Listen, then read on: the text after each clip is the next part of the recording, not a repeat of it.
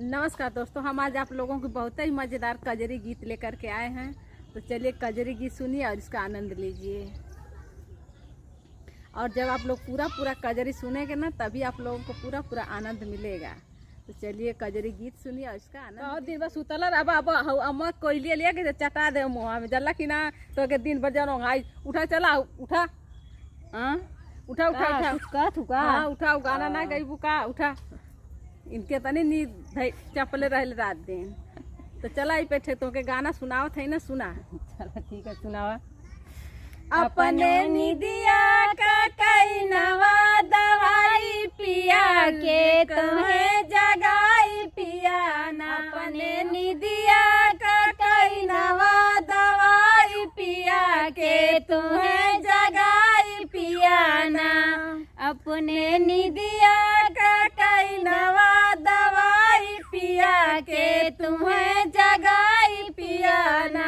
आ तू आ मोती दे इनका नींद टूट जा। आ कुकुरा मोती दे तन इनका नींद टूट जा। एक सास का झमेला दूसरे गोदी में हो रीला। एक सासू का झमेला दूसरे गोदी में हो रीला। तीसरे रोज के तुम्हें जगाई पिया कई नवा दवाई पिया ना।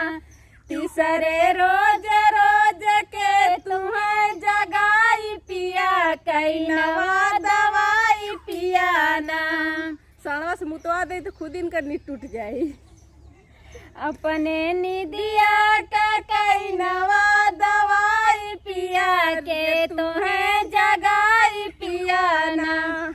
अपने निदिया का कई नवा दवाई पिया के तुम्हें जगाई पिया ना। एक तो गोदी में झमेला दूसरे गोदी में हो रीला। एक तो गोदी का झमेला दूसरे गोदी में हो रीला। तीसरे के तुम्हें रोज जगाई पिया कई नवा दवाई पिया ना। अपने निदिया का कई नवा दवाई पिया के तुम्हें जगाई पिया ना।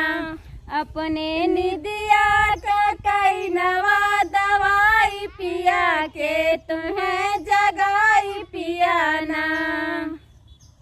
एक तो नदी का झमेला दूसरे गोदी में हो रीला। एक तो नदी का झमेला दूसरे गोदी में हो रीला। तीसरे के तुहके रोज जगाई पिया कई नवा दवाई पिया ना। तीसरे के तुहके रोज जगाई पिया कई नवा दवाई पिया ना।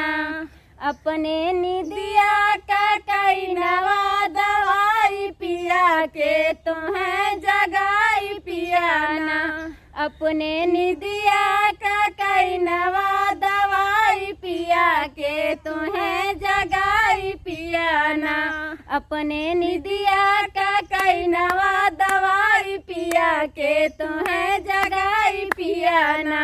अपने निदिया का कई नवा दवाई पिया के तुम्हें जगाई पिया ना। तो दोस्तों गीत कैसी लगी कमेंट में ज़रूर लिख दीजिएगा।